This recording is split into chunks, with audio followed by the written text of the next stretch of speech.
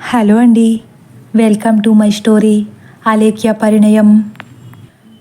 రెండు స్వచ్ఛమైన మనసుల కలయికే ఈ అలేఖ్య పరిణయం. మరి ఇంకెందుకు ఆలస్యం, పదండి కథలోకి వెళ్ళిపోదాం. అలా ఆదిత్య అలేఖ్యతో ఎప్పుడు మాట్లాడదామా అన్నట్లు ఎదురు చూస్తున్నాడు. అలేఖ్య మాత్రం ఎక్కడ శకుంతల ఫోన్ చేసి ఆదిత్యతో మాట్లాడమని చెబుతుందో, ఆదిత్యతో ఎక్కడ మాట్లాడాల్సి వస్తుందో అని ఆలోచనలో పడింది. తన రోజువారీ పనులు పూర్తి చేసుకుంటూనే ఈ గండం నుంచి ఎలా గట్టెక్కాలా అని ఆలోచిస్తుంది. ఒకవేళ ఆదిత్యతో తను మాట్లాడనని సూటిగా చెప్పేస్తే శకుంతల, హరిశ్చంద్ర ప్రసాద్ వాళ్ళు ఎక్కడ బాధపడతారో అని తనలో తానే సతమతమవుతుంది. ఉదయం సమయం 9 గంటలు. ఆదిత్య టిఫిన్ పూర్తి చేసి ఆఫీస్కి వెళ్ళడానికి సిద్ధంగా ఉన్నాడు. టిఫిన్ చేసినంతసేపు చాలా ముభావంగా ఉన్నాడు. ఒక్క మాట కూడా ఎవరితో మాట్లాడకుండా సైలెంట్గా తన పని తాను పూర్తి చేసుకుని సోఫాలో వచ్చి కూర్చున్నాడు. ఆదిత్య దిగులుని గమనించిన శకుంతల, అలేఖ్యకు ఫోన్ చేయమంటారా? నిన్న ఎలాగో కుదరలేదు. ఈరోజైనా ఆదిత్య అలేఖ్యతో మాట్లాడితే వాడి మనసులో భారం కాస్తైనా దిగుతుందేమో అని బయటకు వెళ్ళడానికి కారెక్కుతున్న హరిశ్చంద్ర ప్రసాద్ని అడుగుతుంది. చెయ్యి. ఒక్క విషయం, అలేఖ్యతో ముందుగానే నువ్వు మాట్లాడి తర్వాత మన ఆదిత్యకివ్వు. అసలే అలేఖ్య ఆత్మాభిమానం గల పిల్ల. ముందే ఆదిత్య మాట్లాడితే వెంటనే ఫోన్ కట్ చేసేస్తుంది. అందుకే అన్నీ ముందు నువ్వు మాట్లాడి వివరంగా చెప్పి తర్వాత మన మొద్దుకివ్వు అంటారు. వాడు మొద్దేంటండి అని వెంటనే బుసకొట్టేస్తుంది శకుంతల. హరిశ్చంద్ర ప్రసాద్ కనుబొమ్మలు చిట్లించి కార్ డోర్ ఓపెన్ చేస్తూ, దీనికేం లోటు లేదు. కొడుకుని ఏమైనా అంటే ఎక్కడి లేని కోపం ఉప్పొంగుకొచ్చేస్తుంది. పోనీ నీ కొడుకేమైనా తల్లి తండ్రి మాట జవదాటని శ్రీరామచంద్రుడా అంటే వాడంత మూర్ఖుడు ఈ ప్రపంచంలోనే ఉండడు అంటారు విసుగ్గా. నిన్న అంతలా బ్రతిమాలాక కూడా మీకు వాడి మీద జాలి కలగడం లేదా? ఇంకా తిట్టాలని ఎలా అనిపిస్తుంది? ఇక చాలు, ఆపండి అంటుంది శకుంతల కూడా విసుగ్గానే. అలాగే, నేను కూడా నిన్ను తన్ని బయటకు తరిమేస్తాను. తర్వాత క్షమించమని బ్రతిమాలతాను. నువ్వు క్షమించేస్తావా? ఎంత బ్రతిమాలినా చివరికి వాడితో మనకు తిప్పలు తప్పట్లేదు కదా. ఎప్పుడూ ఒకటే పాట్లు. మొన్నటిదాకా వాళ్ళిద్దరినీ విడిపోకుండా కాపాడడానికి తిప్పలు పడ్డాం. ఇప్పుడు కలపడానికి తిప్పలు పడాల్సి వస్తుంది. ఏదైతేనే వాడి వల్ల మన లైఫ్లో కష్టాలైతే కామన్ అయిపోయాయి కదా అంటూ కారులో కూర్చుంటారు. హరిశ్చంద్ర ప్రసాద్ మాటల్లో ఏ ఒక్క మాట అబద్ధం లేకపోవడంతో ఇక శకుంతల కూడా చేసేదేం లేక సైలెంట్గా ఉండిపోతుంది. హరిశ్చంద్ర ప్రసాద్ విండోలోంచి శకుంతలను చూస్తూ వెళ్ళొస్తానన్నట్లు చేయి ఊపి కార్ని పోనిస్తారు. కార్ గేట్ బయటకు వెళ్ళే వరకు శకుంతల అలానే చూస్తూ ఉంటుంది. ఇక కార్ బయటకు వెళ్ళిన వెంటనే అలేఖ్యకు ఎప్పుడెప్పుడు ఫోన్ చేద్దామా అని వేగంగా లోపలకు అడుగు పెడుతుంది. ఆదిత్యతో ఏం మాట్లాడకుండా హాల్లో టీవీ దగ్గర ఉన్న తన ఫోన్ తీసుకుంటుంది. ఫోన్ ఓపెన్ చేసి చూడగానే అప్పటికే అలేఖ్య దగ్గర నుంచి 4 మిస్డ్ కాల్స్ ఉంటాయి. ఆదిత్య, అలేఖ్య ఫోన్ చేస్తుంది చూడలేదా? ఇక్కడే ఉన్నావుగా అని ఆదిత్యను అడుగుతుంది. లేదమ్మా, పైకేమీ రింగ్ అవ్వలేదే అని ఆశ్చర్యంగా ముఖం పెడతాడు ఆదిత్య. మర్చిపోయాను, ఉదయం నాన్నగారు పూజ చేసుకుంటున్నారని చెప్పి సైలెంట్లో పెట్టాను. తర్వాత తీయడం మర్చిపోయాను. నిన్న ఫోన్ చేయమన్నాను కదా, అందుకే చేసుంటుంది అని సంబరంగా మాట్లాడుతుంది శకుంతల. ఆ మాట విన్న ఆదిత్య ముఖం కూడా కోటి తారల వెలుగుతో వెలిగిపోతుంది. కానీ తన సంతోషాన్ని కొంచెం కూడా బయటపడనివ్వకుండా మనసులోనే సంతోషపడుతూ పైకి మాత్రం ఏమీ ఎరగనట్లు శకుంతల వైపు చూస్తున్నాడు. శకుంతల అలేఖ్య నెంబర్కు కాల్ చేసి ఆ ఫోన్ని తన చెవి దగ్గర పెట్టుకుని ఆదిత్య వైపే చూస్తూ ఉంది. అలేఖ్య మొబైల్ రింగ్ అవుతుంది. ఆదిత్య గుండె వేగంగా కొట్టుకుంటుంది. అలేఖ్యతో తను ఇష్టంతో మాట్లాడే మొదటి మాటలు ఇవే కాబట్టి ఆదిత్య కాళ్ళు కూడా వణుకుతున్నాయి, పెదవులు తడబడుతున్నాయి. ఇది వరకు ఎప్పుడూ ఆదిత్యలో ఈ ఫీలింగ్ కలుగలేదు. సంతోషం, భయం, ప్రేమ, పశ్చాత్తాపం ఇన్ని భావోద్వేగాలను కలగలుపుకున్న ఆదిత్య పరిస్థితి ఒక రకంగా ఉంది. అలేఖ్య ఎప్పుడు ఫోన్ ఎత్తుతుందో అని కనురెప్ప వేయకుండా శకుంతల వైపే చూస్తున్నాడు. ఇంతలో సడన్గా శకుంతల హలో అలేఖ్య అనగానే ఆదిత్య గుండె ఇంకాస్త వేగంగా కొట్టుకోవడం ప్రారంభించింది. అలా శకుంతల వైపే చూస్తున్నాడు. హలో అత్తయ్య అంటుంది అవతలి వైపు నుంచి అలేఖ్య. అలేఖ్య, ఫోన్ సైలెంట్లో ఉందిరా, చాలాసార్లు చేసినట్లున్నావు. మావయ్య గారు ఇప్పుడే బయటకు వెళ్ళారు, వచ్చి చూస్తే నీ ఫోన్ కాల్స్ ఉన్నాయి అంటుంది శకుంతల. పర్లేదత్తయ్య, నేను అదే అనుకున్నాను, ఫోన్ సైలెంట్లో ఉండుంటుందని అంటుంది అలేఖ్య. అవునమ్మా, ఇంకేంటి, టిఫిన్ తిన్నావా? నీ ఆరోగ్యం ఎలా ఉంది? పెదనాన్నగారి ఆరోగ్యం ఎలా ఉంది అని గబగబా అడిగేస్తుంది శకుంతల. ఇప్పుడే తిన్నానత్తయ్య, నేను చాలా బాగున్నాను. పెదనాన్నగారే కాస్త నీరసంగా ఉన్నారు. అవునా, ఇంకెంత, ఎలాగో ఈరోజు ఇక్కడికి వస్తున్నారు కదా, రేపు హాస్పిటల్లో చూపించుకుంటే ఆయన ఆరోగ్యం కూడా తప్పనిసరిగా కుదుట పడుతుంది. నువ్వేం బెంగ పెట్టుకోకు.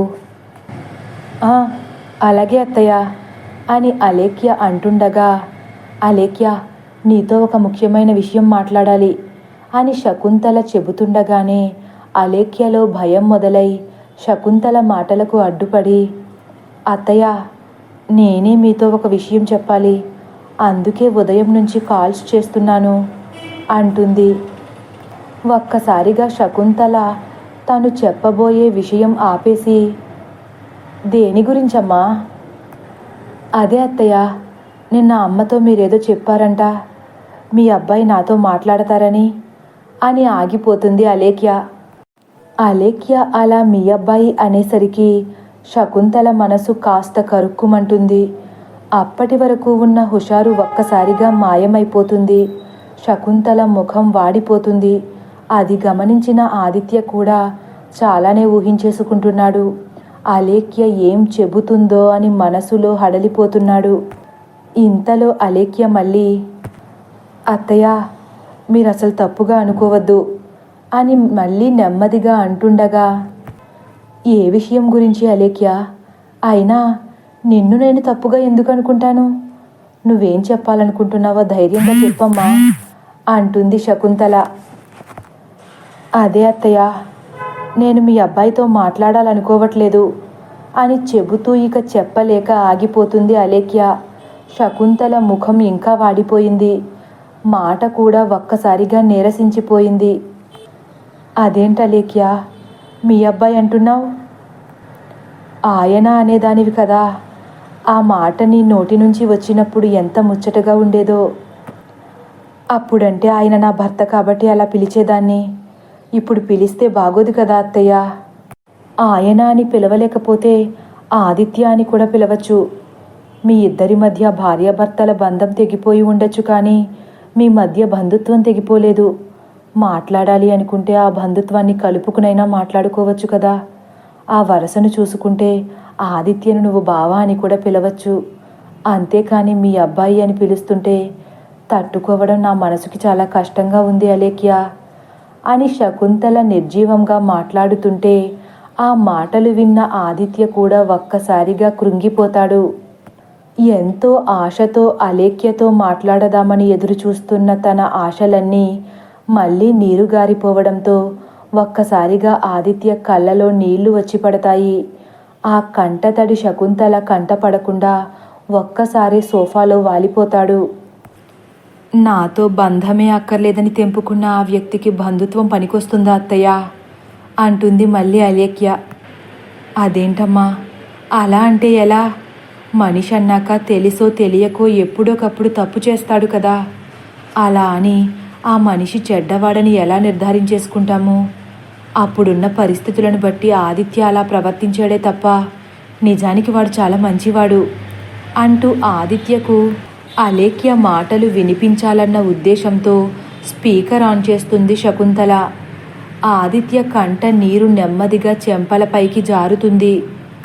ఇంతలో అలేఖ్య, అవునత్తయ్య, ఆయన చెడ్డవారని ఎవరన్నారు? మీ అబ్బాయి మీ దృష్టిలో చాలా మంచివారే కావచ్చు, కానీ నా మంచితనం ఆయన చూడలేకపోయినప్పుడు నేను మాత్రం ఎలా ఆయనలో మంచితనాన్ని చూడగలను? అది కాదమ్మా, ఆ ఆదిత్య తన తప్పుని తెలుసుకున్నాడు. నీ విలువ తెలిసొచ్చింది. ఒక్కసారి నిన్ను క్షమాపణ అడుగుతానంటున్నాడు. ఒక్కసారి వాడితో మాట్లాడు. నేను చెబుతున్నాను కదా, ఒకప్పుడు వాడు చాలా మూర్ఖంగా ప్రవర్తించాడని, ఇప్పుడు నిజంగా మార్పు వచ్చింది అలేఖ్య అని నచ్చ చెప్పడానికి చూస్తుంది శకుంతల. క్షమించండి అత్తయ్య, ఏ విషయంలో అయినా మీ మాట వింటానేమో కానీ ఈ విషయంలో మాత్రం దయచేసి నన్ను ఇబ్బంది పెట్టద్దు. నిజానికి మీ అబ్బాయిలో మీరు చూసిన మూర్ఖత్వం ఒక వంతే, కానీ ఆ వ్యక్తి నన్ను మీరు చూసిన దానికి 100 రెట్లు ఎక్కువగా ఇబ్బంది పెట్టారు. ఆయనతో కలిసి ఉండాలని కోరుకున్నప్పుడు ఆయన మాటలు నన్నేమీ పెద్దగా బాధించలేదు, కానీ ఎప్పుడైతే నన్ను వద్దనుకుని విడిపోయారో ఆ క్షణం ఆయన అన్నవన్నీ తలుచుకుని నా మనసు చాలా బాధపడింది. మనసులో చాలా కృంగిపోయాను. మళ్ళీ అటువంటి పరిస్థితులు నా జీవితంలో రాకూడదనుకుంటున్నాను. నిజానికి అటువంటి వ్యక్తులు కూడా నా జీవితంలోకి ప్రవేశించకూడదని దేవుణ్ణి రోజు వేడుకుంటున్నాను. దయచేసి నన్ను అర్థం చేసుకోండి అని అలేఖ్య కూడా నిస్సత్తువగా మాట్లాడేసరికి ఆ ప్రతి మాట ఆదిత్య గుండెల్లో సూదుల్లా గుచ్చుకుంటుంది. ఆదిత్య కంట నుండి ఆగకుండా నీరు కారుతుంది. శకుంతల కంట పడకుండా కారుతున్న కన్నీటిని వెంటనే చేతులతో తుడిచేస్తున్నాడు. శకుంతల అలేఖ్య బాధలో అర్థం ఉందని తెలుసుకున్న వ్యక్తి కాబట్టి, అది కాదు అలేఖ్య, నువ్వు చెప్పిందేది అబద్ధం లేదు. మా వాడు నిన్నెన్ని ఇబ్బందులు పెట్టాడో మాకు తెలియనిదేముంది. అందుకేగా ఎప్పుడు మేము నీకే సపోర్ట్ చేస్తూ వచ్చాము. కానీ నిజానికి వాడు చాలా మంచివాడు. ఒక్కసారి వాడితో మాట్లాడు అలేఖ్య. ఎక్కువ మాట్లాడక్కర్లేదు, ఒక్క క్షమాపణ. వాడి నోటితో నిన్ను ఒక్క క్షమాపణ అడగాలనుకుంటున్నాడు. నీ మంచితనం తెలుసుకోకుండా నిన్ను బాధ పెట్టినందుకు వాడు ఇప్పుడు పశ్చాత్తాపంతో కుమిలిపోతున్నాడు అని గద్గదమైన గొంతుతో మాట్లాడుతుంది శకుంతల. అవునా, చాలా సంతోషం అత్తయ్య. ఆ వ్యక్తి మారితే మన 2 కుటుంబాలు చాలా సంతోషంగా ఉంటాయి. మారిపోయారని మీరు ఖచ్చితంగా చెబుతున్నారు కాబట్టి నన్ను అన్న మాటలు తలుచుకుని పశ్చాత్తాపడనక్కర్లేదు. ఆయన క్షమించమని అడగక్కర్లేకుండానే నేను ఆయన్ని క్షమించేస్తున్నాను. ఈ విషయం మీ అబ్బాయితో చెప్పండి. నిజానికి మేం విడిపోయాక మొదటి రోజు చాలా బాధగా అనిపించింది, కానీ నిన్నటి నుంచి నేను ఆయన గురించి పెద్దగా ఆలోచించట్లేదు. నాకిప్పుడు ఆయన మీద కోపం కూడా లేదు. దయచేసి నా గురించి మీరెవరూ బాధపడకండి. నేను ఆయన్ని క్షమించేశాను. ఈ విషయం చెప్పండి. నాకు మీ అబ్బాయి మీద ఎటువంటి కోపం లేదని చెప్పండి అని చెప్పేస్తుంది అలేఖ్య. వెంటనే శకుంతల, మరి కోపం లేనప్పుడు ఒక్కసారి మాట్లాడితే ఏం పోతుందమ్మా? మాట్లాడేంత పరిచయం కూడా లేదు కదా అత్తయ్య ఆయనకి నాకు మధ్య.